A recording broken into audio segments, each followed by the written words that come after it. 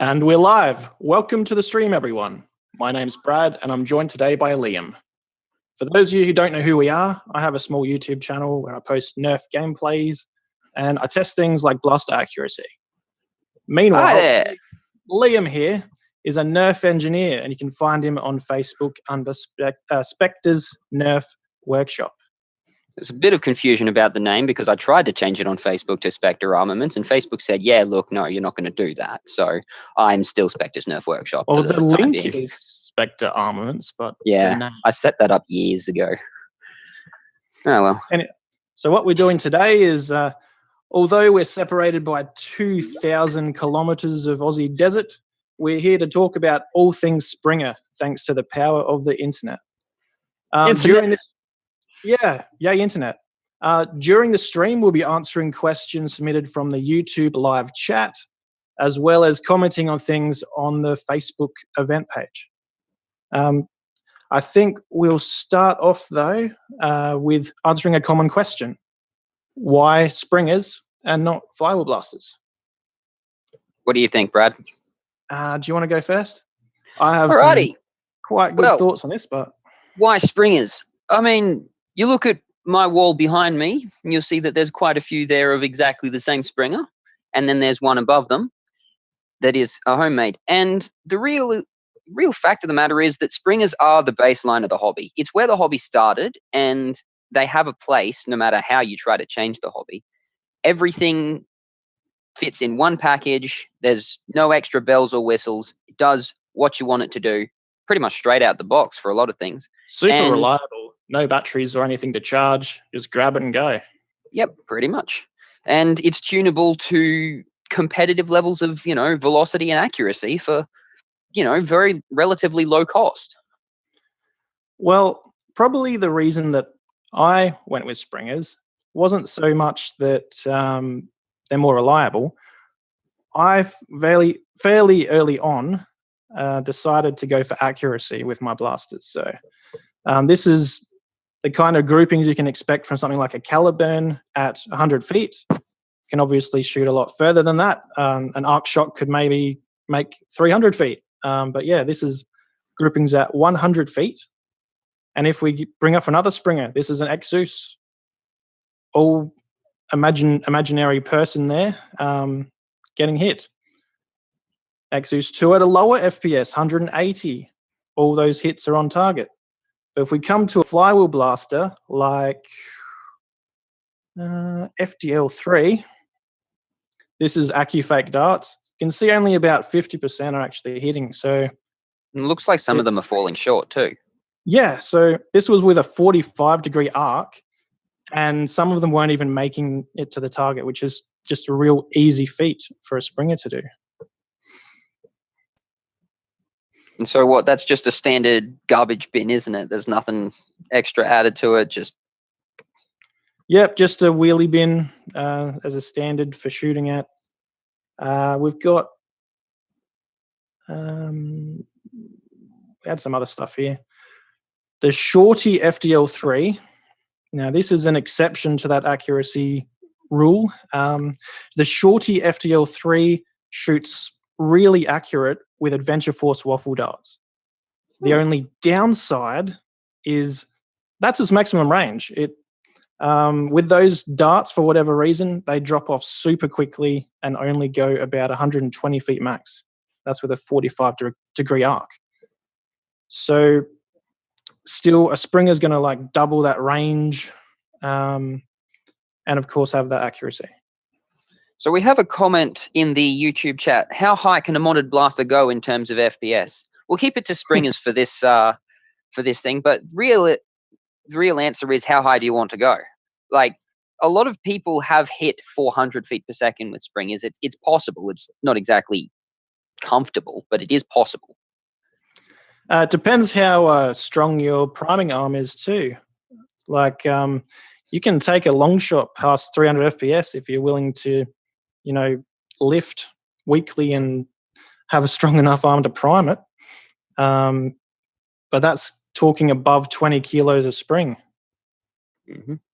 A lot of Longshots sit comfortably for priming around the 10 to 18 kilogram range, and you're getting really good range and accuracy at those velocities respectively. There's plenty of videos and documentation on what it can do already, so there isn't really a need to go above 300 feet per second, in my opinion. Like, Well, beyond there, a lot of Nerf wars actually have a velocity limit, generally below that. Like, we usually play 250 FPS is the highest. A lot of US wars 200. So you can definitely dial a Springer as high as you want or as low as you want. Yeah, I've seen long shots at our Superstock wars that are crack on 150, and they're beautifully consistent. Shout out to Blaster Tech for being one of the best modders in our community. Yeah, you can get Springers that shoot 130 for HVZ, put a Scar barrel on there and snipe the Zeds. You can get a Springer to shoot above 300. There's, even with the same one blaster, simply changing the spring allows it to play at all different events. And then you think about, like the Northeast Designs Chimera, which is literally it's one 3D printed part at the back that you actually unscrew, pull out, change the spring, throw it back in, screw it back on, and you're done. 30 seconds tops. Yeah, you got the same thing with the Cedar. You got the Dart Zone Pro can change the spring really quick. Prophecy, all of those new Springers coming out is basically an essential function to be able to upgrade the spring or tune it down if you're doing HVZ or something. Yeah. So what else have we got in the chat, in the Facebook chat at the moment, or the Facebook? Oh, the Facebook. All right, I'll refresh that. So for the sake of trying to keep to Springer-related things, we might be skipping over a few flywheels in the process. Yeah, yep. Here we've got an Ultra Jolt Magnum. And it looks like it's been teched out. It's quite modular by the looks. It can shoot elite darts. And, it's got a breach. So yeah, that will probably hit pretty hard. Yeah. Well, if that barrel goes all the way through that recon barrel, then yes, that looks like it could quite be a comfortable primary. I'm guessing there's probably some brass in there, which couples onto the end of that. It says CPVC insert, or is that just for elites? I don't know. Breech load ultra full length.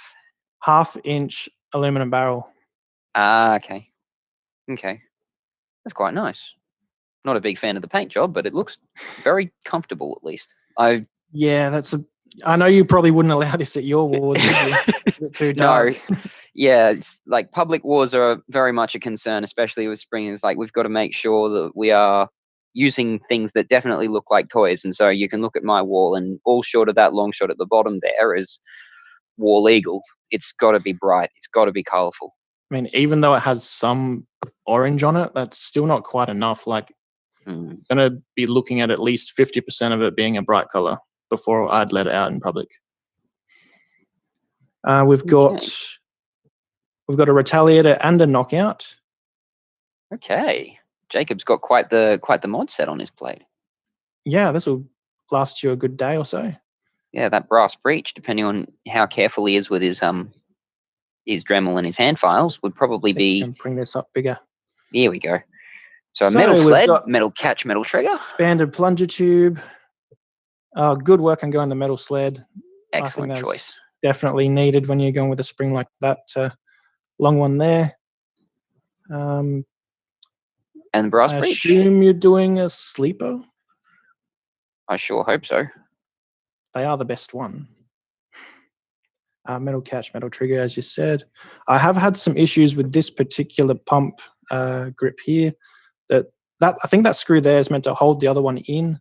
Doesn't do a very good job of it, and eventually it just comes loose. But yeah, solid mod for you. And then we've got a new magwell going into a Caliburn. Yeah, no picture though. I was excited. I had to install it right away. Yeah, flywheel buster. Pass. I think that's another. I don't know. I want to say that it looks like this? both. Project Scarada. I saw it on Welcome Stream before, but I didn't quite catch anything. It says sniper rifle, so maybe it is a Springer. Well, I mean, that it has to be, because there's no flywheel snipers. They just At aren't. barrel length, though. That's he says he's only got the SMG module, so he might not have the sniper module set up yet. Okay, Someone that's in chat, flywheels. Anarchy's Forge in chat says that's flywheels. Thank you, Alex. Brad and Spectre, have either of you tested a Merlin barrel? What would you say of it over a Scar? I used to own a Merlin barrel. What about you, Brad? I've tested a 3D printed version of one, and the people who made it didn't do a very good job of it. So unfortunately, I haven't really got good enough thoughts on it yet to tell you what I think. I'd need to try an actual brass one. I used to have a Merlin barrel, and I've got mixed feelings about it. Like, the concept is a really good one. It's, meant to do what a Scar does, and from what I understand, it does what a Scar does. And the thing that I guess I dislike about it, with no disrespect to Chris and his design, is that it's a lot of work to get right. Like, you have to be really, really careful with how you're making it for it to actually work the way you want it to. Because otherwise, if you mess up your helix when you're cutting it with a Dremel, or if you're a little bit too rough on the brass, then you're going to end up with sharp edges or burrs or marks in your brass that's going to affect the performance. Scar barrels are intrinsically easier to work with simply because all you've got is a barrel and some string. I make my own scars out of Delrin. In Australia, we call it acetal. And they're a really good, reliable thing to add to pretty much any barrel to go exactly the way you want it to do. So for people who don't know what a Merlin barrel is, basically it's brass glued inside of a larger size of brass, and it uses the air going around the dart to give it the spin. And also centers it as it comes out. So this was first designed by Chris Cartea. Yes. And this one here, you can see OC Nerf has made his own. Delrin is just a brand name version of acetal. Yes, I know DuPont quite likes their practical names, their patented names. It's, neither this way or the other. I like acetal, and I really like machining it, but that's an entirely different story. How do people like Captain Slug's suppressor? I honestly haven't tried it. I imagine it would be pretty good, though. Seems similar to a Blaster Tech in design. I think it's adjustable. You can rotate the end and have more or less twist. Noise suppression devices are actually illegal in Queensland, so we can't use them up here. You mean, does it actually make it quieter? That's what it's supposed to do, yes. Or you're supposed to stuff it with tissues or foam or something, so that so that when you're shooting through, air blast actually goes out into the baffles along the tube. I would have thought most of the sound from a Nerf blaster would be like the plunger head impacting or something else, not the barrel. Yeah, well, that's why I don't really believe in suppressors even in air blasters, because most of the noise comes from the breech and behind it. Yeah. Speaking of Scar barrels, though, I do have this lovely graphic here that shows what it's like not using a Scar barrel, and that's ACC darts in the red. Blue is worker darts with no rifling. And then we have the AccuRatio and Blaster Tech scars. So AccuRatio is 3D printed rifling, and that's the green and the orange. And the string-based Blaster Tech scar is the yellow and the purple. Purple being the best one in this test was the worker darts. Do you have any graphics of how the Zero goes by comparison? I didn't save it in here, but I did try the C to S, and that was fairly comparable to the AccuRatio, I'd say. Well, that's good at least. And, I'm not a big fan of Jet. A lot of people will know that. But if the product works, then I have no reason to criticize it. I'd have to say Zero, Worker's 3D print. No, what is it? Injection molded muzzle. Mm. Not their one that's integrated with a barrel. That kind of sucks. So their Workers rifled barrel, Zero, and any others that are out there, they should all perform about the same, I would think. Realistically, like stabilization of any kind will give you an increase in accuracy over a non-scarred blaster. So that's the important thing. Like, there's a lot of science that goes into scar barrels, especially when it comes to springers and barrel length as well. But you really, it's pretty hard to go wrong for a starting point with just a standardly good barrel and a scar.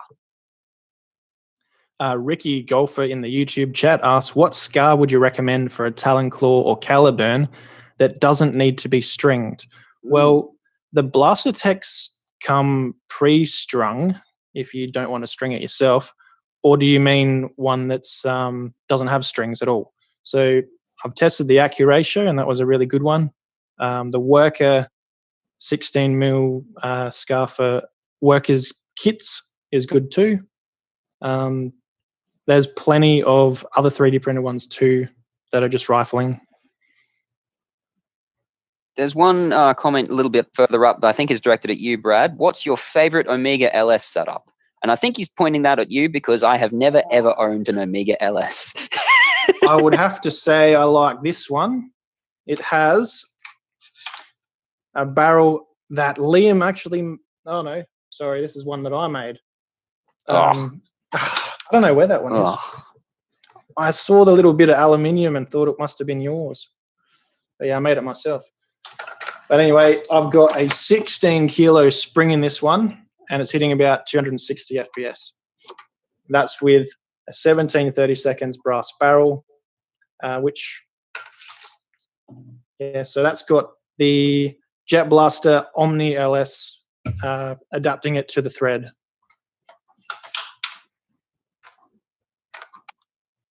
So, what do you use for plunger padding? That's a good question. That's a very good question. Furniture leg pads, like the ones to protect your floor from getting scratched. They're self-adhesive. Stick it on there. Away you go.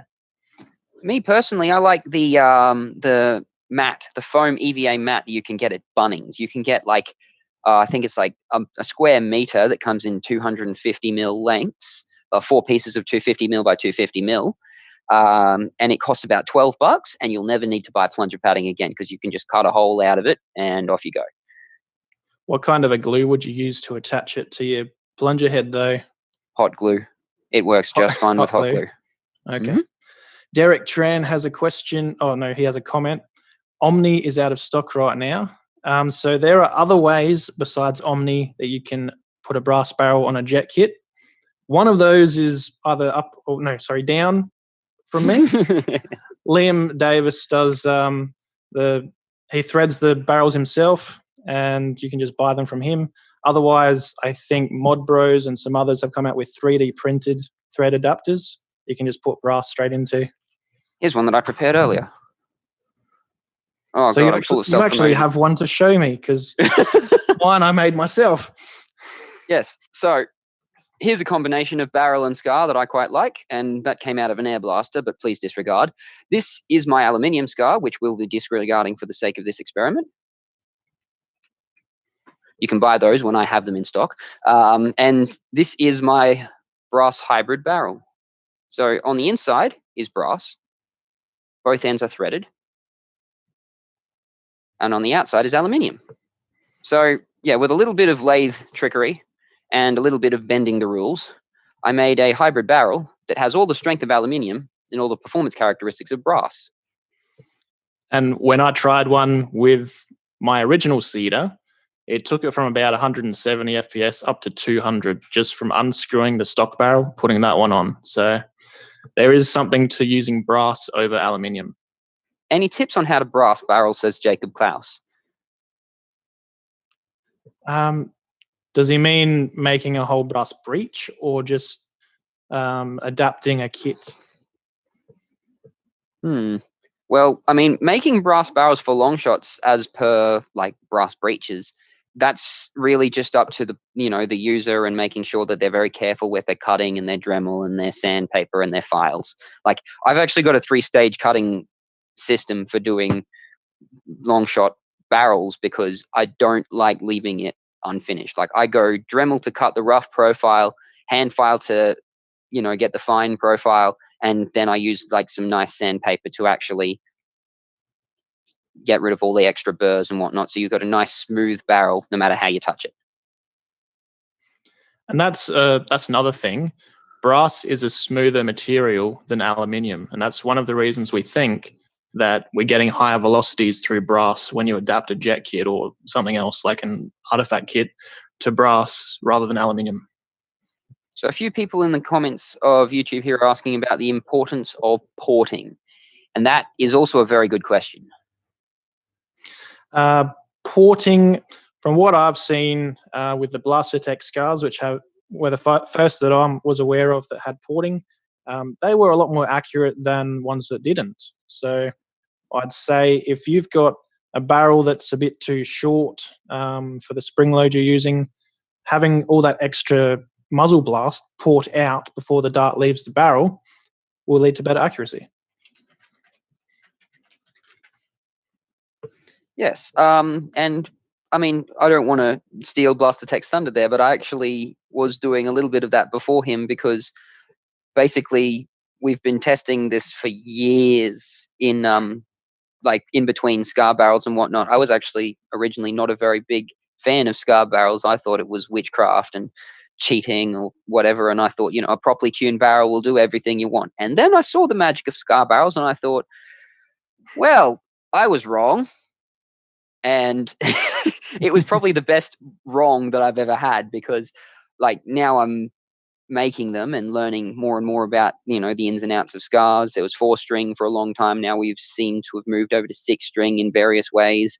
And porting became an experiment of mine along the way as well, because I wanted to see if not just the stabilization, but actually reducing the backblast on the dart itself as it enters the scar could make an effect. And so I guess these scars that I've made here are a little bit twofold on that regard as well, because it's 12-string or it's 12 hole all the way around, and I use it for 6-string configurations. But that means it would let a lot of air out. Yeah, through those holes. Actually, a lot of scars, even the early ones, would have let air out through those holes where the strings go through. Now, you actually made a full-on barrel that was just porting the whole length. Do you have any kind of updates on that? I'm in my room and I've actually got just about all the resources I have. How did it perform? Hit and miss. Workers were by and large the best dart to go through it, but workers are intrinsically accurate, so I can't think that that's actually a very good measure of success. Using ACCs, it was hit and miss. You had some really good ones, you had some really bad ones. It was somewhat dependent on dart quality, and I'm very much dependent on luck. So even porting out all that air, it still didn't shoot as accurate as if it had a bit of rotation to it? Yeah, so this system here is 75 mil of solid brass on the inside at the back here to get your acceleration up, and then the rest all the way along are 2 mil holes ported at 20 mil intervals to the end of the barrel. It's still a 300 mil long barrel, and it's, I don't know, like it works, but not as well as a solid bore and scar situation. And so this is where you get into the, the he said, she said of like, does this work? Doesn't this work? My experimentation with this versus solid and scar every time. That's just how I think it is. Inferno Prince has an interesting question, which is able to lead into another question I had written down for later. Do you have a specific method for determining spring loads, or is it trial and error?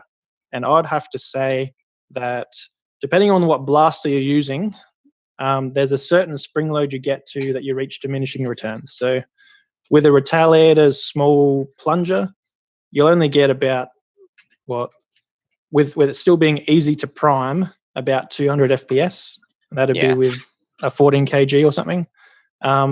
Similarly, with a Longshot, 16 kg will get you like 60 FPS higher than that because it has more air volume.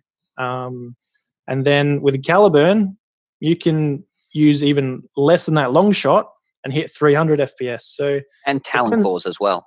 yeah, so I think the Talon claws are comparable to the long shot in terms of air volume, are they? I'm not too sure. I haven't got It's one. slightly more. I actually saw one at a Superstock quite recently, and it's incredible. Like, it's slightly larger than a long shot volume, but it has a relatively comfortable, actually, no, not relatively. It has the most comfortable Springer Prime I've ever used. Like, I've handled Caliburns before. I've handled plenty of long shots.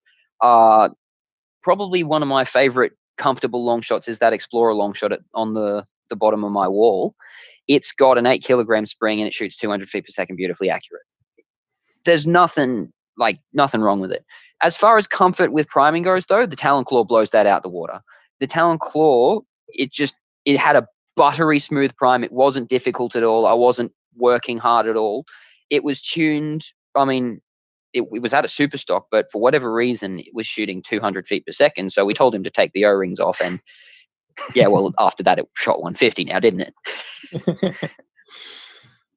Nah, if you can get 200 FPS with an 8 kilo, that's all you need, and that's going to give you ridiculous rate of fire as well. Because, and also you won't have a sore arm at the end of the day. Like, so ret versus long shot versus Caliburn, and what springs you should use in each. Just measure it by what you want to be priming all day, and what your rules are for FPS. Like, if you've got 16 kilograms and you're shooting 200-ish FPS, then somewhere along the line, your system has got some inefficiencies in it. And there's a lot of discussion in this chat at the moment saying, how do you increase efficiency? What's an ideal barrel length? There's no real specific science. Like, there is definitely a lot of testing that goes on, but each blaster has too many variables in its own right to get to maximum efficiency, because and even the darts you're using. Yeah. So what works for, and like, darts can vary by location as well. Like, what brass barrels that we use in Queensland with our ACCs are beautiful, but I've had feedback from people in the UK that use my brass barrels with worker darts, and the reliability is much lower. It's just crazy. A prime example of different darts is comparing any dart to the bamboo darts. Yes. External diameter of pretty much every dart before the bamboos was the exact same as those rings are. So from what I've found, in like an inefficient blaster, the bamboos will go faster because there's less resistance. But in something actually sealed 100%, one of these will go at least the same velocity, maybe even faster. Yes, Boost, you are exactly correct. Humidity is a thing that affects dart fit.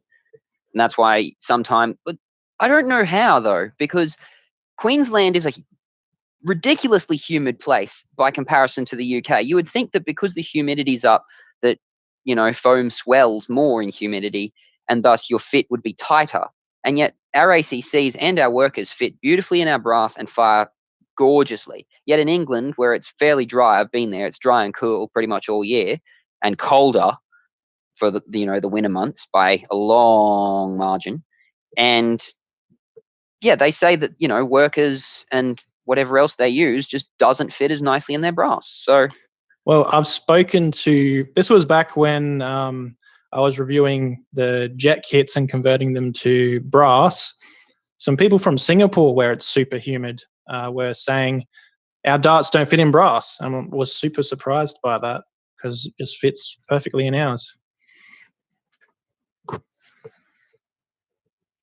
And yeah, there's so many variables with modding springers that you can't really, you can go with some of the tried and true templates to get around what you want, but if you're trying to get specific things, then you might have to start digging a little deeper into the science of it. Barrel length is one of those things that, because of the availability of standard barrels nowadays, like with Monkey Mods and even me when I'm actually taking orders, it makes things a lot easier for people to at least jump into a cookie cutter system and start making it work from go. Slingfire Master in the YouTube chat asks, what is the cheapest springer that you've made? not including or you can include the price of the blaster if you say thrifted or something, but it has to be war worthy. Cheapest. Oh. Well, any of my brass breeches, because I made them and I didn't sell them. Well, that's if you sell one, that's negative payment, isn't it? Probably for me, say, I can give an example. Say you thrift a Longshot. You spend what, $10-15 on a Longshot? $2 if you're lucky. Yeah, you go out and you buy some brass. What's that? $10? Build yourself a brass breech. Well, I mean, in Brisbane, it's $8 a length, so you're paying about $16 for all your brass. So all in all, for under $50, you could have like a 200 plus FPS Longshot. Buying aluminium to strengthen your sled, making your own breech and everything, making yourself a pump grip. I've seen people do that. You can do some really budget stuff that is reliable. I mean, what, like, how much does a Cedar or a Dart Zone Pro cost straight out the box? Cedar, when it was on special, was $65 USD. I think it's now $89, and the Dart Zone Pro is $150. Yeah, so I mean, there's your, like, whether you want to put work in or whether you want to build it yourself. Both of them are very viable options, and they cater to two different crowds, really. That you're trying to achieve the same thing, but it's two different crowds that want to do it. Well, there's two main crowds, in my opinion. There's a person who wants to just grab a blaster, go out and play, and that's what the Cedar S or the Dart Zone Pro cater for. Yes. You've also got the modder who enjoys building something awesome and then showing it off by playing with it. I probably lean more towards the play side of it, whereas Liam is definitely an engineer and loves building stuff. Well, funny enough, Nerf is actually what got me into engineering. Like, I was doing, all the engineering stuff in school, but it didn't really click for me until 3 years into 3 years into university, where I was modding for quite a while there, and then I sort of stumbled upon the supercore design while I was on the train on the way to university, and then proceeded to not study for the rest of the day while I fleshed out the design. Completely different topic, but like, that's when engineering really clicked for me. And modding, and especially springers, like springers of where I've come from, and springers are what I still have a very fond place in my heart for them. I will never get rid of the Masters Longshot. That was named after the store I was working for at the time, and its legacy will live on forever. F's in the chat. Masters was a great hardware store. God, look at me go. Thank you, Cobber. We got one F. Oh, now we got two. Oh God, I derailed that something chronic. I'm so sorry.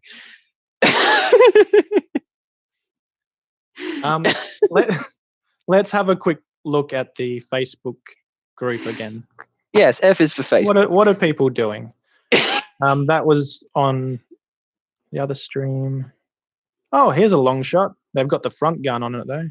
CJ, Melbourne's Longshot aficionado. He has 30 of them. Goodness me. How can you have so many Longshots and not have modded them all? I guess time. Oh, Brass Breech Sentinel. Ooh. Brass Breech Sentinel. Oh, whoa. We'll go back to that. Okay, which one do you want to stop at? No. Go. Like, let's work our way down the page. Okay.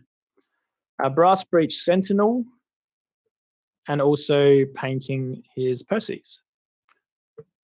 No other photos of the internals or anything on that, but good job on the paint job there, Adam. I would personally prefer a little bit more brightness, but there's quite a nice metallic green you got there. So black. Good job, mate. Good job. Black. There is a bit of black on that one. Now this is, I think, what piqued your interest. Yes. This is a metal, I'm guessing it's aluminium, rainbow pistol. Is this Herbie? Yeah. Herbmeister. Oh, he's good. He's good. Oh, Now, when he says the O-rings, does he mean the plunger or barrel attachment points? Is he using? I want to say he's probably talking about the O-rings. And there's another thing that a lot of people, seem to, at least recently, be considering in their builds. Like, is it O-ring versus X-ring? Like, one's more expensive than the other, but it's definitely it's definitely some of those things that needs to at least be considered as time goes on, because X-rings are still relatively new to the community, and we shall see how the benefits of them are as they come about. Not that one. Try not to say it. But Damn, Welcome's already. Whoa! Whoa! I know that's not a Springer, but it's been so long since I've seen a Titan Charian. Neil, I salute you.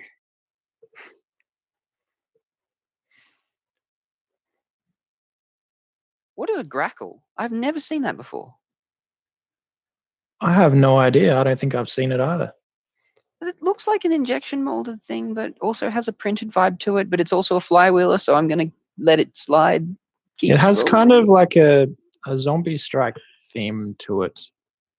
Yeah. Oh, it is printed? Okay. Okay. Very nice.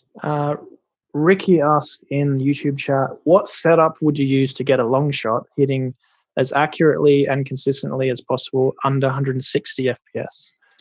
So 5 kilogram spring? Yeah, 5 kilo. Unfortunately, Blaster Tech don't. No, what is it? Turf don't make a 5 kilo anymore. I think Blaster Tech has one. Yes, I do know the Blaster Tech has a 5.5. I think. Does someone else in the US have one? I think, is it OMW has another weak spring? I think Orange Modworks' smallest for Longshot is 5. Yes, because they definitely had 5, 8, and 10 for a while there. So if you went with any kind of sealed breech and one of those 5 kilos for your long shot, put a scar barrel on there, that'll drop a bit of velocity too. You should definitely be under that 160. Probably about a 200 mil barrel length too, just to keep the shot consistency good, even with the scar. You might have to integrate your scar into your barrel though. Yeah, another thing with low spring loads is it having too long of a barrel, the dart might not even leave the barrel. So that would give you better consistency there. Yes. MR Reddish has been asking this forever, and I'm not sure. Can you please tell me why some people call the reactor a Springer instead of a Hamp? I don't know. I've never seen the reactor. I don't know what that is. I spend way too much time in my workshop, not enough time looking at catalogs. So I'm just really bloody ignorant. I live in a cave. You'll probably see it tomorrow on the HPA live stream. I'm not ignoring you, Reddish. There's just a lot of comments to go through. Inferno Prince, I know he's talking to someone else in the chat there, but the Cedar S's modding potential, I've seen some people hit at least 250 with it, although that would be ridiculously hard to prime. Honestly, it's a much easier blaster to mod than the Dart Zone Pro, and it would be good for around that 180 to 200 FPS range.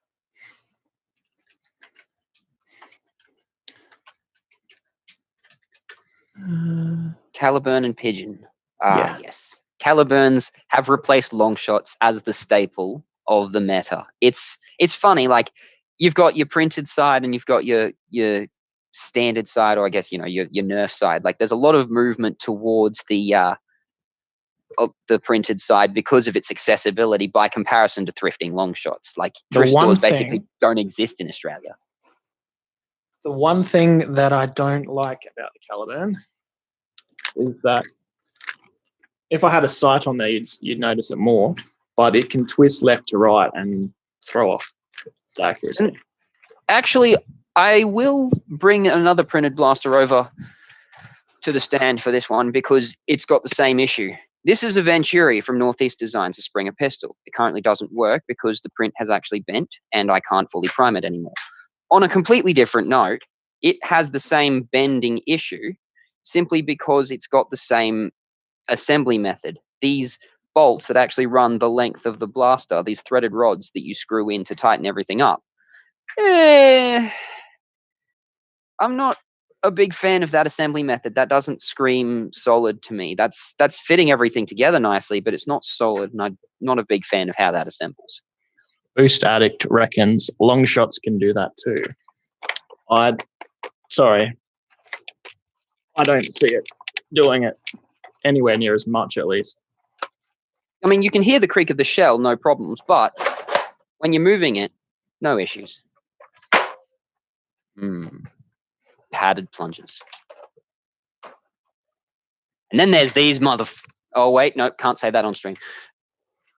So someone else was asking earlier, nice. what do you think of the relevance of old style clip systems or old style, dart loading systems by comparison? My personal thoughts on them, they're bloody great. You don't need mags, no problems, 8 darts in and go.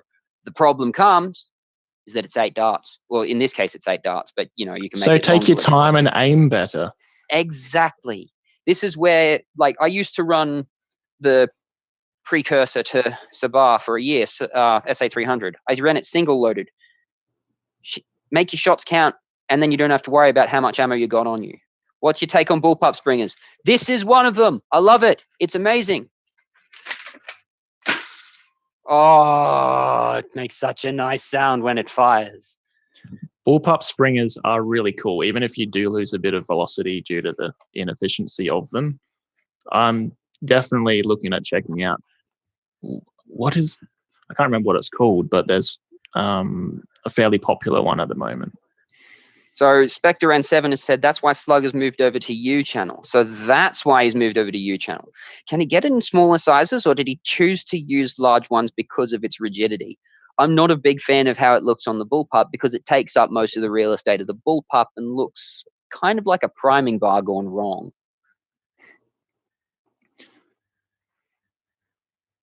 I definitely have to go back and say that homemade blasters like the one you had before with the hopper feed, those are way more fun to use, in my opinion, than MagFed. You can just carry a little dump pouch full of darts and just top up. You don't need to worry about reloading mags between rounds.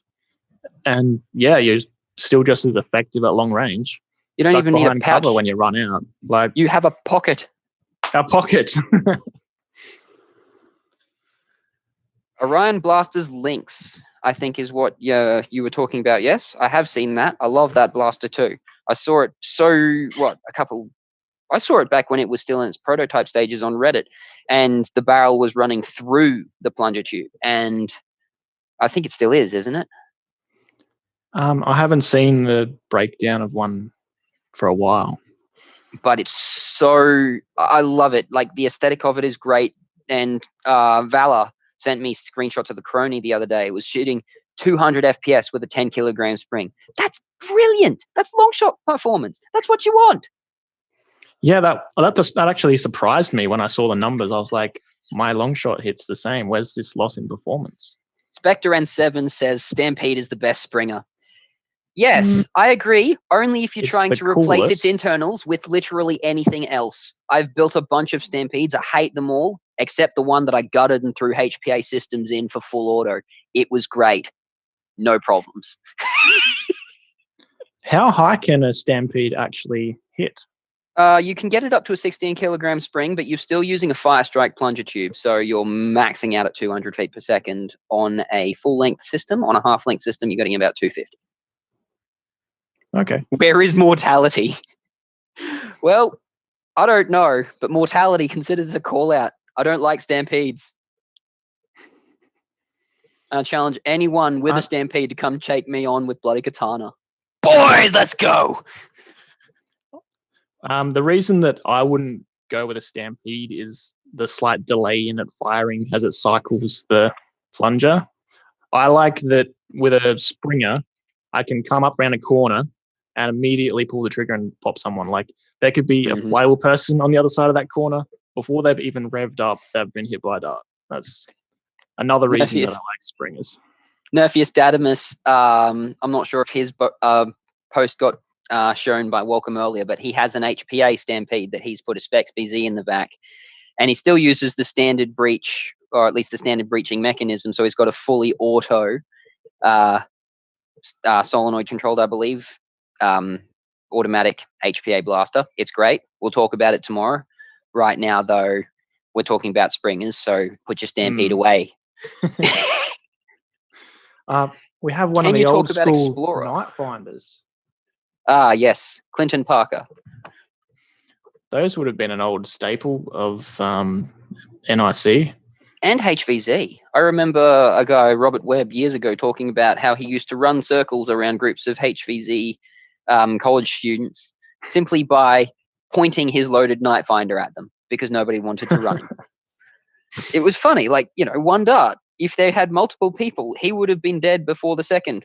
But psychological warfare. Getting back to what Mainstay is asking, can we talk about Explorer? Well, I have actually owned a Longshot built by Explorer before, and that was when I was first starting out in Nerf. It only hit about 200 FPS, and that was with an 18 kilo spring. So as soon as I discovered fully sealed breaches like Jet Blaster, that they could hit that with a much lower spring, I sold the Explorer. I don't know what Liam's got, though. He's got a Longshot, I think. So this is Brenda's Longshot. She actually won it in a raffle when Heng came to Brisbane many, many years ago. And it is signed by Heng. And it's still, like, probably my favorite Longshot of the sets I have. But the thing is with Explorer is that its breaches aren't actually sealed by design. So it's like hard, a wedge it's hard to seal, show on camera. It just shoves in there, and you holding it forward is what causes the seal.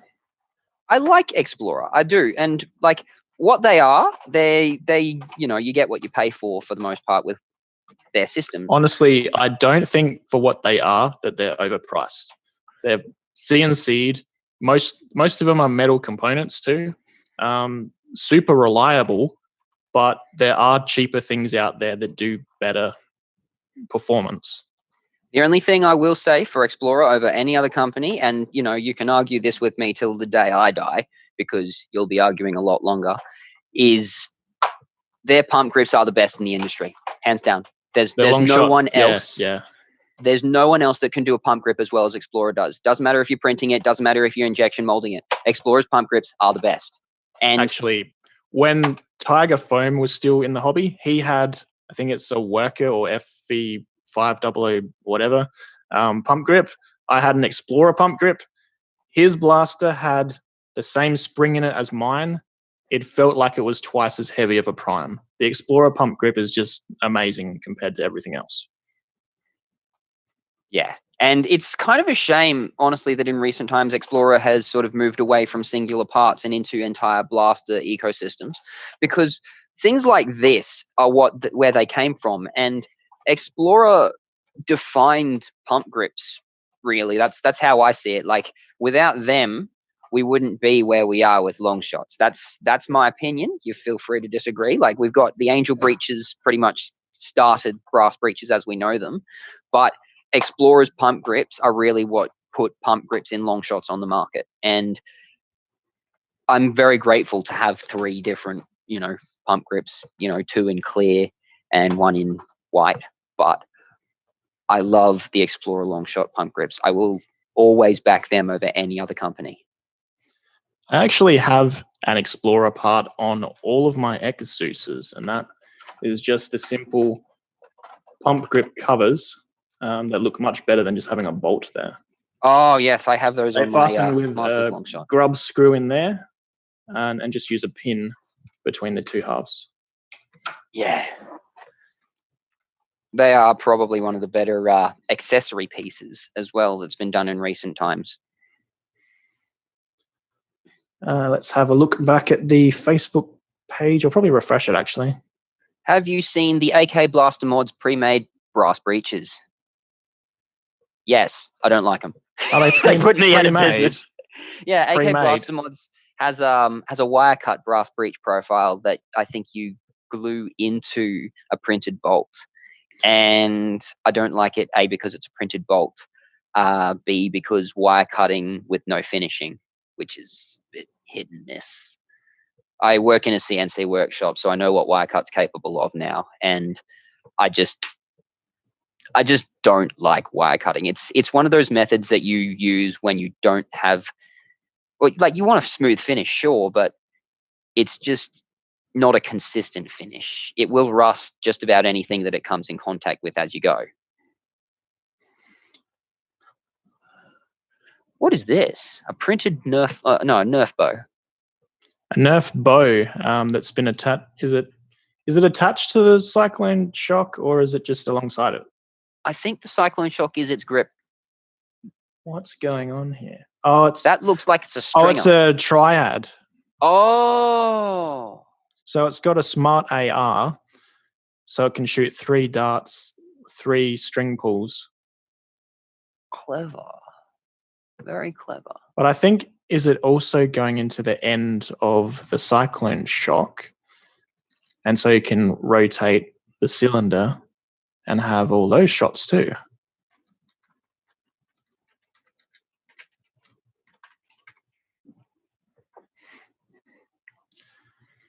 John Flips and Suave is looking for us to find his posts. I don't know if I can search on the mobile version of Facebook. Spectre N7. I've had 2 of the AK Blaster Mods brass breach kits, and I've had to put a bunch of work into smoothing out their breaches. Yeah, that's the problem, is that because it's still a CNC process, there will be some finishing work to do. Any ideas to make an Omega have a lighter trigger pull? Give it a metal trigger. Yes. The stock plastic Longshot or Exos triggers have flex to them, so when you pull them and they engage the catch, it takes a bit of force before it actually fires. So having a metal trigger like Artifact or something, or I think Explorer makes some too, that'll engage the catch immediately when you pull the trigger. We've got a post from Quinn Latoche. This is my Longshot. I've removed the air restrictors, put a recon and retaliator spring along with a stock spring in it. So he's got 3 springs in it. Yes. And averages 96 feet per second. So it sounds like he's done, apart from the pump grip, he's got the pretty basic setup going there, and it's, the only problem there before the days of brass breeches. Using 3 springs, unless they're different ODs that actually fit inside each other, you shouldn't combine springs that are the same OD. Yes. It's the only thing. I don't know if he's done that. I don't know if a recon. Oh, he's put recon and retaliator. A recon and a retaliator. How do those fit inside of each other? And the stock Longshot spring. But 96 feet per second, I'm assuming the stock breach might want to look at maybe going with a brass breach. Then you'd get 200.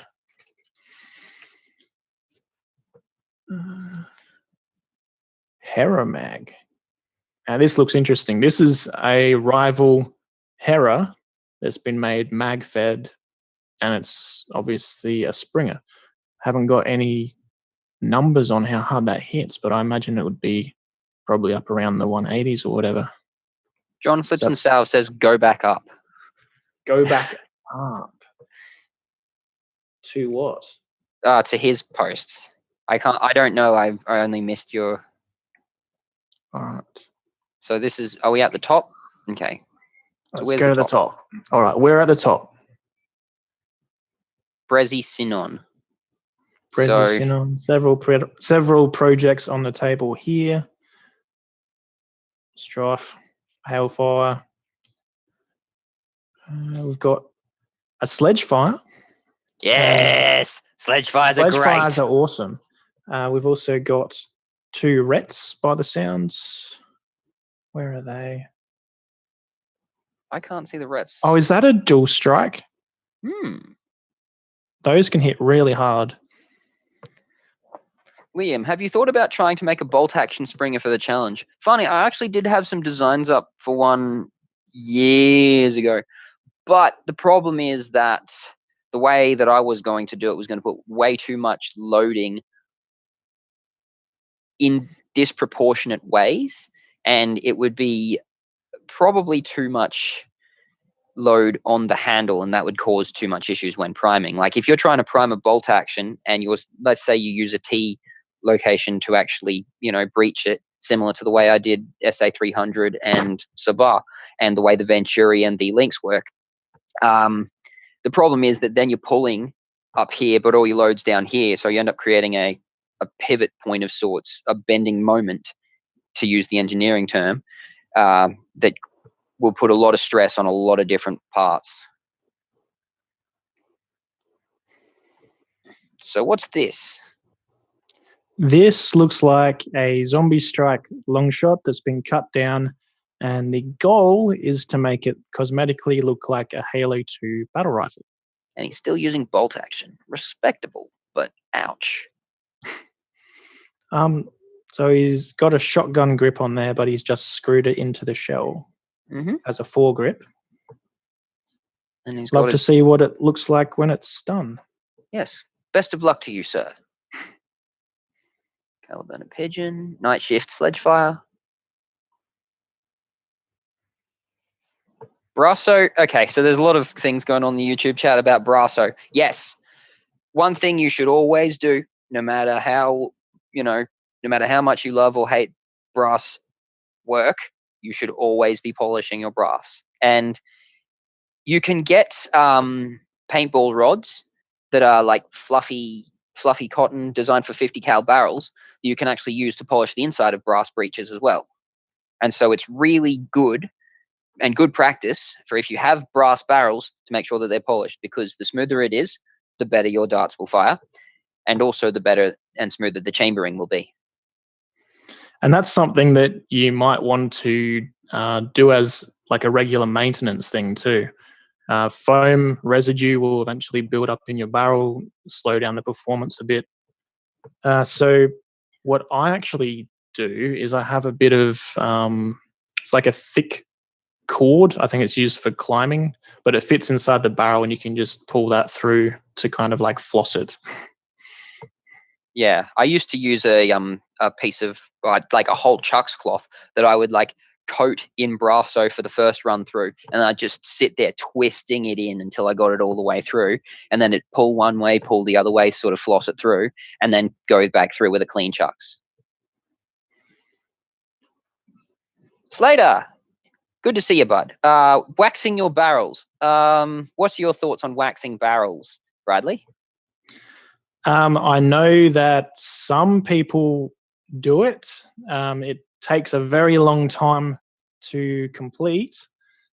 And from what I've seen, it does increase the FPS probably by about 10%. Depending 10% or 10 FPS? I've heard varying.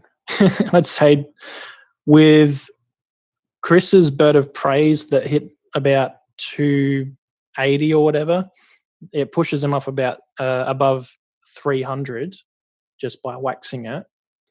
But honestly, I'm not going to sit there and do it after every war, because you have to do it after every war because those layers wear off. Honestly, put a bigger spring in it if you want that extra 10 FPS or whatever. Yep, I'm on board with that. Like I love Cartea, but waxing barrels is where I draw the line as far as like performance goes. Like it's too much work for too little gain. Like he says there's multiple ways of doing it, but there's like the proper way is like 30 days of just lemon pledge every day. And it's like, holy crap, man. For 10 FPS, just polish your barrel and then just go. Can you polish aluminium barrels? Yes, you can. Same thing. Worker barrels are honed though, so you don't really need to polish them. And they're also anodized, so you actually would be stripping the anodizing if you are polishing them. But if you're making your own barrels from scratch, yes, definitely recommend polishing them. This guy here, Sebastian Williams, is actually waxing barrels right now by the sounds. Yes, that's where I got it. He's also posting in the YouTube chat. Slater. Oh, okay. So, since I can't see John's post, he says, what is your take on the McCree blaster? That's the one that's rival revolver, isn't it? Does that break open and you put is it one rival ball in it and close it? Again, I live in a cave. Honestly, don't know. We don't get much rival over here in Australia. Like there should be another section of this entire mod weekend dedicated to rival, because it's just such a big, diverse range of things in and of itself. And Australia's experience with rival blasters is either disappointing or converting them to fire micros, because getting rival rounds here is expensive as all get out. But over here, we also generally want better performance than rival too. Let's face it, rival is accurate to what, 40 feet that you could hit someone every time. A micro dart Springer will do that 100 feet or further. I've used like some really jank equipment and properly sized barrel to shoot rival balls at 400 feet per second. Makes a hell of a thwack, doesn't hurt much at all, but your accuracy, what accuracy? Like, it just can't. It just can't. You just can't. I remember one time someone mag dumped a whole Nemesis at me, and because they slow down so much over 60 feet or whatever, I could just like step to the side and dodge it. It's the same thing with gel ball, like, but that's an entirely different fucking conversation. Just no. Yes, if you use stuff like that in your live action roleplay, John, that's cool. Like, LARP is an entirely different category to, like performance nerf. And for the most part, when you're getting springers, that's what you're doing with it. You really like using your performance mods, like Longshots and Caliburns and Talon Claws and Recons. They're all performance blasters. And unfortunately, there's not as much to do with the fun side of things compared to the competitive side. Like, you don't get me wrong, competitive is fun, but it's not the same as like your LARPs for things like that. My thoughts on rival really boils down to there being two main purposes for them. The first, and most of us know, is modding them to shoot micro darts. Mm-hmm. Second would be dart hoses. So yes, in the scenario of HVZ, where you want to have as much ammo on you as possible, carrying like a proton pack full of balls makes sense. And a Nemesis. Yeah.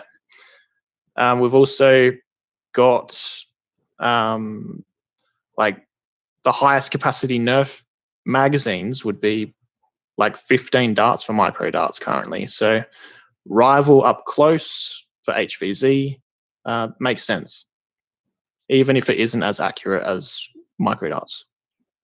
Yeah. So what else is on the Facebook feed? Let's have a look. There's 8. No, that was the thing, Spectre N7. So Crow Denica is Spectre N7. That's the Stampede. Yes. Here we go. I blew the picture up too big. Let's go back. 9 kilo spring, metal gear set, runs off 2S LiPo. It's done LED work. And looks good. True to Spectre N7, he likes to keep in with his Mass Effect N7 themes. Good on you, bud. I admire your dedication to the Mass Effect universe. Looks really nice. Here's an old school one. Yes, triple shot. Triple shot. Triple shots. Yes, triple shots. It's modded to, I assume, shotgun 3 darts at once, though. It's a triple absolver shot. Yes. I love these things. I seriously love these things. I think the common mod was to single it down, though, wasn't it? Yes, AJ.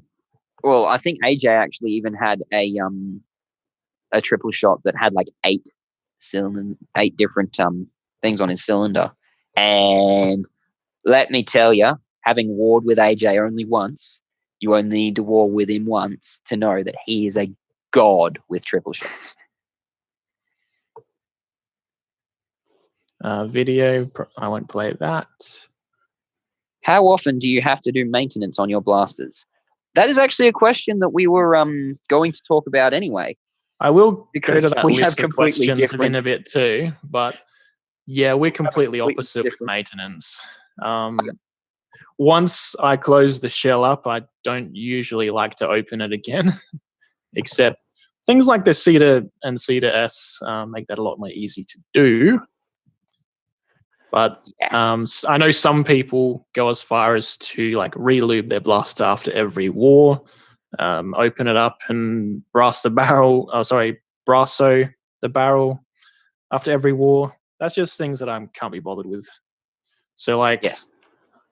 like this Exus here probably hasn't been opened in over a year. Still shoots 260 FPS like it did when I closed it up. But I'll let Liam explain what he does. I'm not sure if Alistair is still watching at the moment, but April Fools.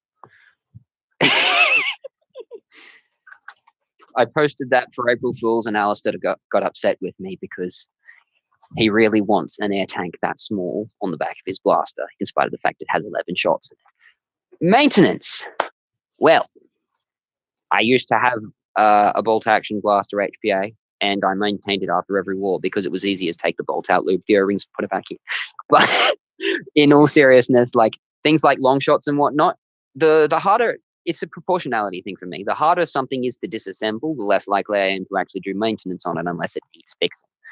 So something like any long shot there, I've got the screw disassembly down to like a 2-minute muscle memory.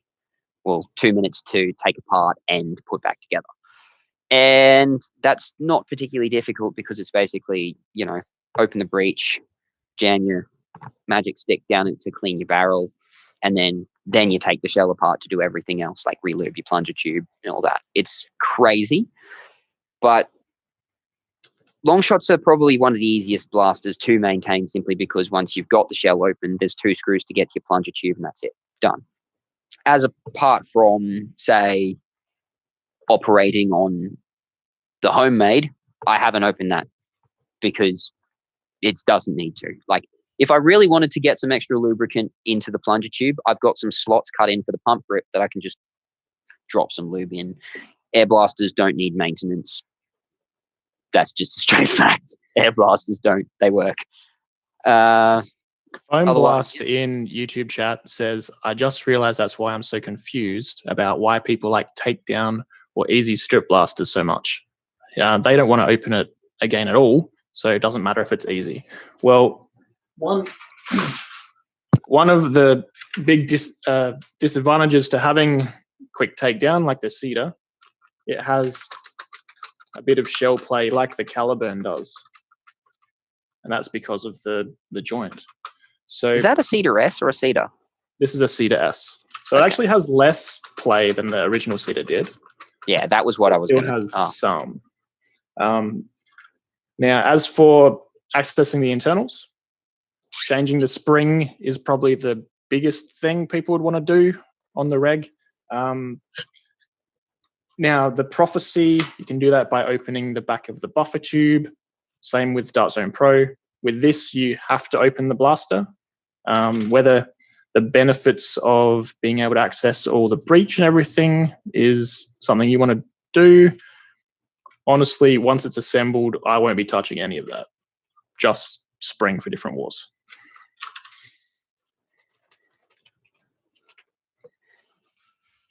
As for, other blasters and maintenance, like Foam Blast, I understand your concern on that. My opinion is that people are klutzy.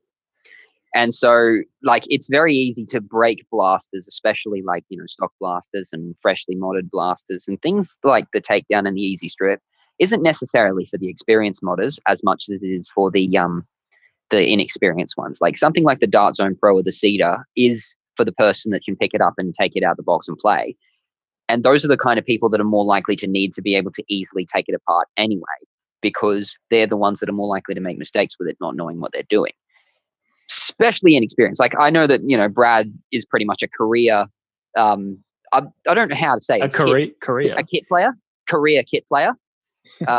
And like, I respect that play style because it is very much just, I want to pick it up and play, but Brad also has the ability to pick it up and maintain it pretty easily as well. He's done all of his own installations, plenty of times, and it's the inexperienced people that need to benefit from that. You have to cater to the lowest common denominator in things like this, because that's what makes the hobby progress. Like the Dart Zone Pro, the Cedar, much as I don't like it, they're accessible, and they make tear down and fixing much more accessible than before. And the cool thing about the Cedar and Cedar S is that someone who's brand new to the hobby can easily open it up in 2 seconds and see how everything works and learn. Try a mod, see if it fires. Try a different mod, see if that works better. It's the inexperienced people who are benefiting most from having the quick takedown, not the pros who install it once, works fine, and go to a war with it. I mean, the ideal situation is that you put it together once, you never have to take it apart. That's just how it is. But it's one of the things that I considered in designing supercores, is that you can have a super complex system, but if you need, one tool to take it apart to fix it all, fix it all up, then people are less likely to have issues down the track with wear and tear as it goes. Like, Tan says in the chat here, every time I have to troubleshoot someone's blaster, it's definitely helpful the easier it is to disassemble. Tear down is a big factor in modding, but it's one that we all take for granted, except if you've modded a Centurion. Because if you've done a Centurion, then you know what screw port hell is. Holy crap. I hate Centurion strip screws. Oh, pet peeve. Would you like to answer some of the questions that I prepared before? Yes. So, how do you sight a Nerf blaster? I don't. I actually don't sight blasters at all. I feel fire just about all mine. So I'm terrible for that, and I'm going to let you answer that entirely. Okay. So what I like to do is, on a red dot sight or whatever you've got, probably a red dot sight that's a one-time sight, set it to the lowest vertical that you can, because you're going to be wanting to arc your shots past 100 feet or so. Then find a narrow thing like a pole and take shots at it. Are your shots going left of it? Are your shots going right of it? Adjust the sight until you're hitting the pole. I don't shoot at a target and aim for MOA or anything. Just shoot at a vertical pole. If it goes left or right of it, adjust.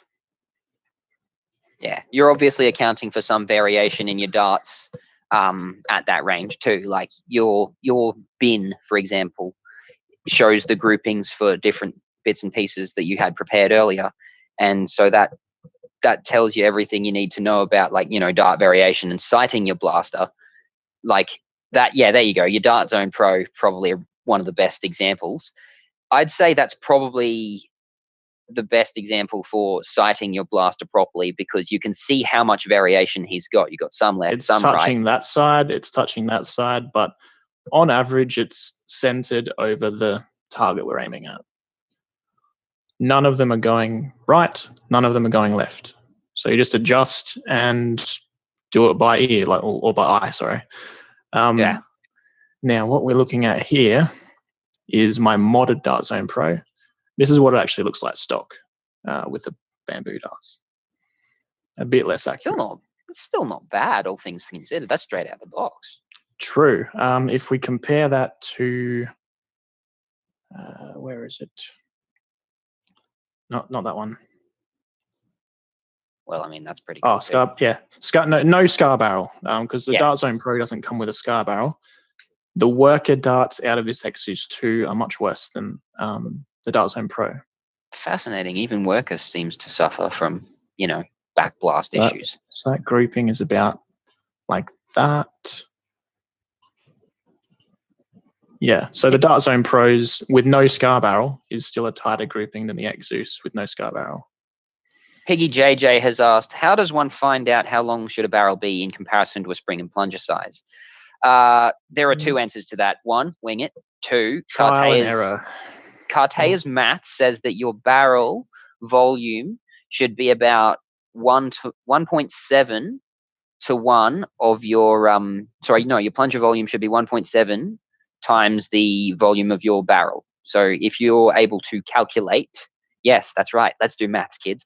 If you're able to calculate the volume of your plunger tube, then basically figure out how much length you need of a circle that has the surface area of a 50 cal dart, and there's your barrel. Like, that doesn't take into account a bunch of different factors, such as your material, your rigidity, your barrel tolerances, your elasticity, dart type, dart thickness, dart variance.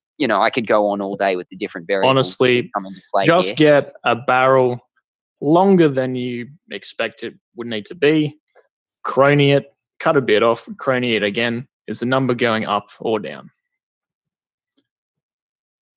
I ask Trip Miller and he does the maths for me. Yes, ask the nerds.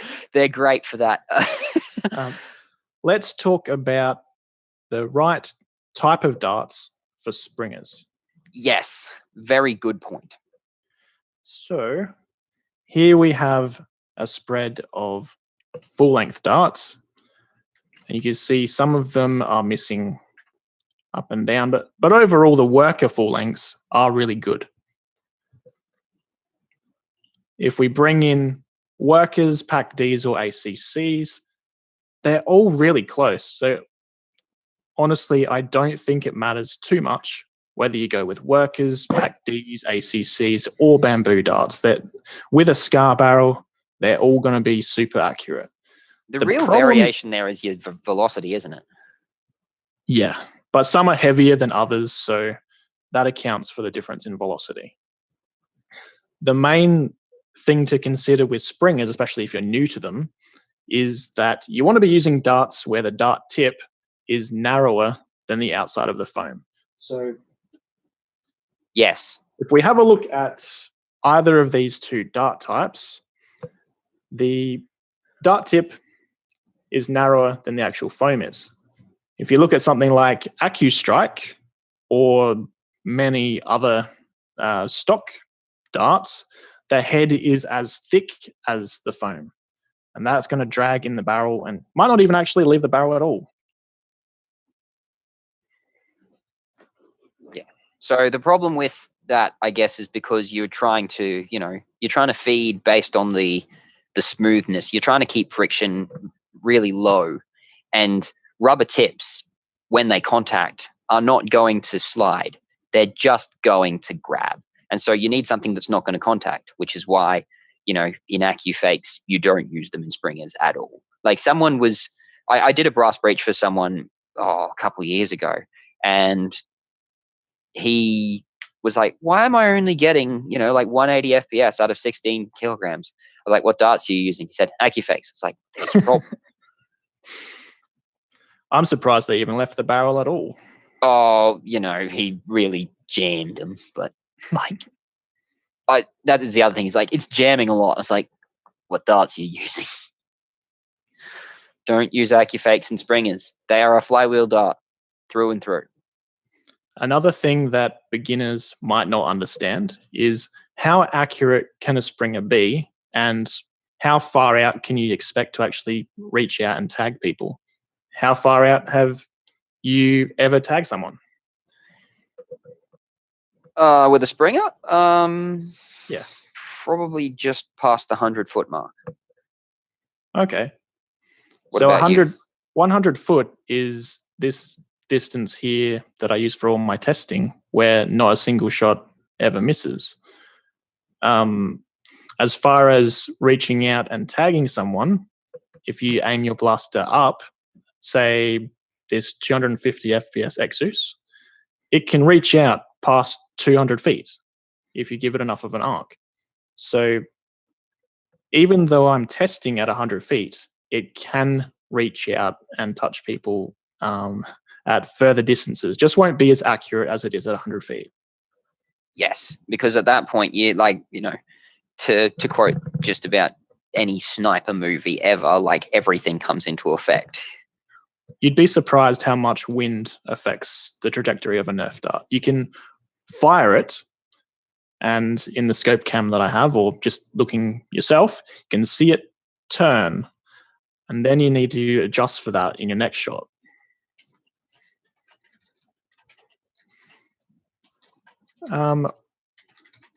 When would you suggest going with metal parts? Always.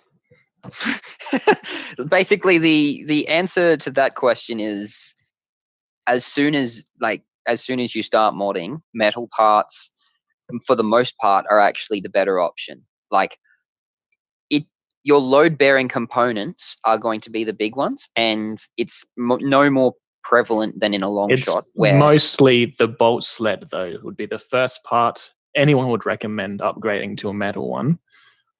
After that, with a long shot specifically, you might look at the spring rest at the back of the plunger tube, maybe the catch. But as far as the plunger tube, bolt, and all that stuff, you don't really need those to be metal. Although a lot of kits like the Omega do it.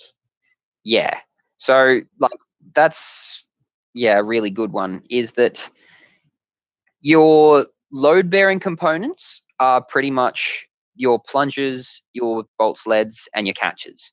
Like your breech is never your breech. Pretty much the only load-bearing part of that is your bolt, and that. I mean, if you've got to push a breech, you've already got a metal bolt. So that's the different. thing with metal plunger rods is that they can also reduce the velocity a tiny bit because they're extra heavy. So should the spring be metal? I hope so. Most likely. I did see a post once. Someone printed a spring. I don't know how successful it was. Hey, Tan, in answer to your question, can you prime a ceramic spring? Because you shouldn't be able to, and just don't. Your spring will definitely be metal. When you're going with your plunger rods and plunger heads and stuff, the lighter the better. Like the carbon fiber Roboman stuff is pretty much creme de la creme. You don't really need anything more than that. Like the velocity numbers I've seen, the highest velocity numbers I've seen for standard builds come from having like the Roboman carbon fiber stuff. And, with Spence Works now bootlegging that, yes. Should the shell be metal? Do you like firearms? Do you want to own a firearm? Do you like not using it in a public place? Do you like being called, having the cops called on you? Do you like having to carry a metal blaster all day? Like, this is, okay, and I'm going to dispel something that happens quite a lot. This isn't metal. Bloody katana is not metal. It's still plastic. It's just CNC milled PVC. I would have thought it was Delrin or something. Nah. PVC is actually really cheap in Singapore, so that's why they use that. So they just get big blocks of it, or how do they do that? Yes, you can get PVC in blocks. It's amazing. Like CNC shops have access to some of the coolest materials in the world. What if it's colored metal? Stop asking these questions. I thought the answers were obvious. The appearance is the main concern. It's not that it's actually metal that's the concern. If it looks realistic, you're not bringing it to a Nerf war. Yeah. What if metal is metal? Harrod Slim has a Caliburn that he's working on, and looks like it's the hardware kit. I don't know if he printed it himself or bought it. Nice. Harrods is on. Harrods is on with who is Harrods on with tomorrow? Ben Lamb, be quiet. So it's a sneak preview of the parts for tomorrow. Very nice. When are the door prize drawings? Yeah, that's at the very end of the 48-hour stream. I think that's Aldos and one. Who's the other presenter that's on then? It's Aldos. Isn't it Aldos? Oh no, Captain Xavier and Aldos. I thought it was Aldos. Anyway, one of the two. It's at the very end of the stream. Aldos and Captain Xavier. There you go. Thank you, Panda.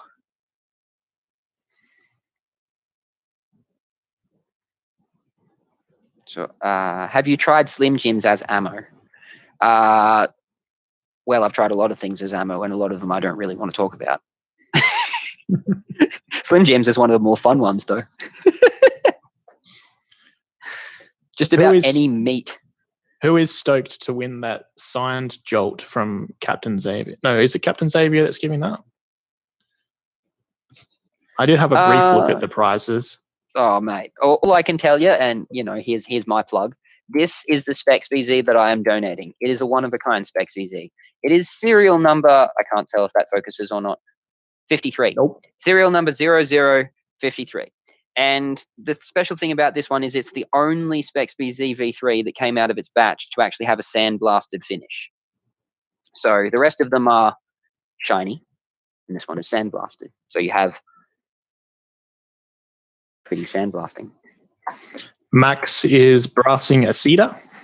Yeah, that's definitely a good upgrade. You go there, Maxie. Pile of bones. Is this? Oh, Clowny. How you doing, Clowny?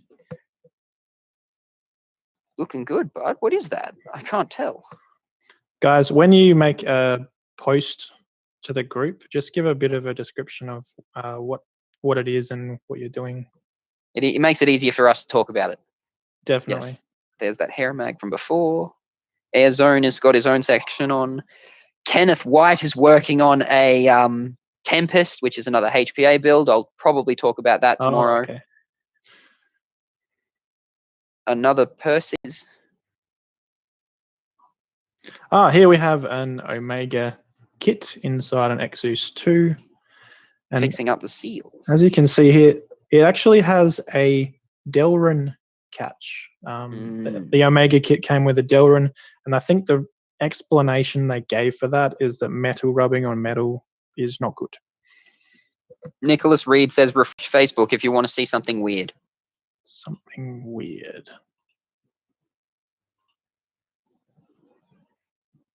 Scroll back up. I think that's our 5-minute warning. Okay. What are your thoughts on using a trebuchet? It's a wonderful meme.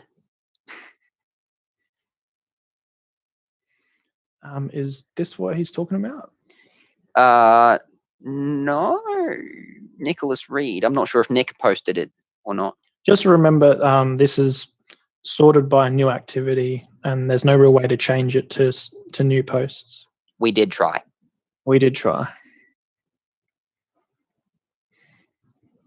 There's that John Flips and Suave post from before that he was talking about. Yeah. Oh, yeah. McCree stuff. But I don't think that's what he was talking about. Would it be acceptable? I swear to God. I can't talk about what I have and have not fired out of a long shot. I also cannot talk about what I have and have not fired out of other blasters and configurations that may not have been blasters. I think you'd find that the mega darts would burn up before leaving the barrel. Just about everything would burn up with a explosive propellant. Yeah. A Sentinel.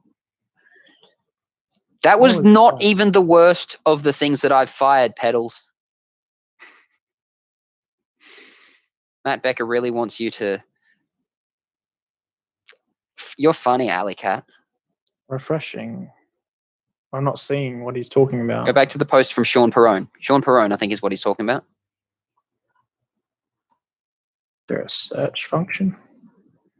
The one you were just on. I'll go Control F, Sean.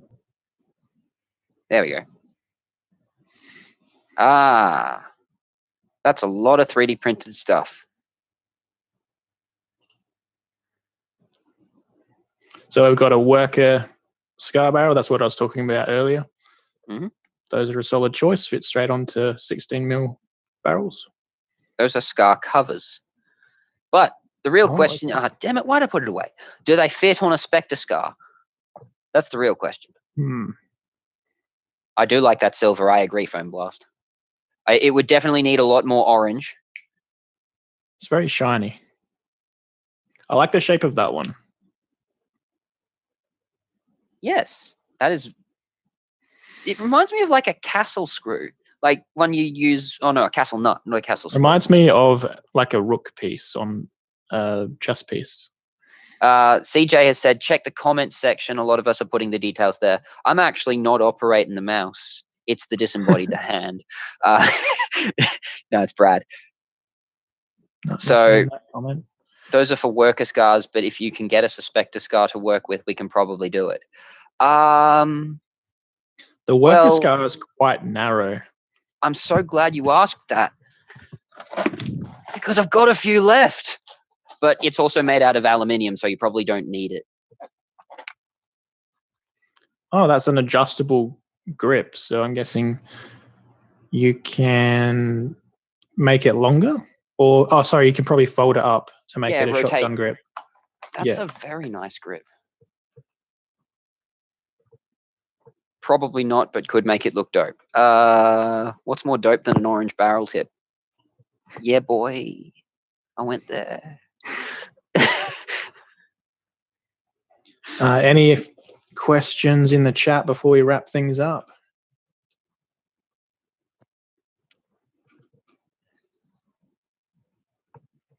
Apparently not. Everyone's I a bit I quiet. think we must have covered pretty much everything they wanted to know. A sleeve that makes it look like corn on the cob. Yulia has a question. Mods for DZP. It's really difficult to mod. Who was it that put out a mod video the other week? Naptown Nerf. Check out his video on how to mod it. What is this? Is this a barrel break? Yes. What is so special about this barrel break? Twin XPZs, kids! I love XPZs. And this was before I started making Specs BZs. So, nice. It's been a long time since I've used it, and I plan to make a 3D printable version. But right now, I love it. There will be more stuff coming in half an hour. I believe Cobber is on with someone else to talk about general He's on mod with discussion. someone called Jim.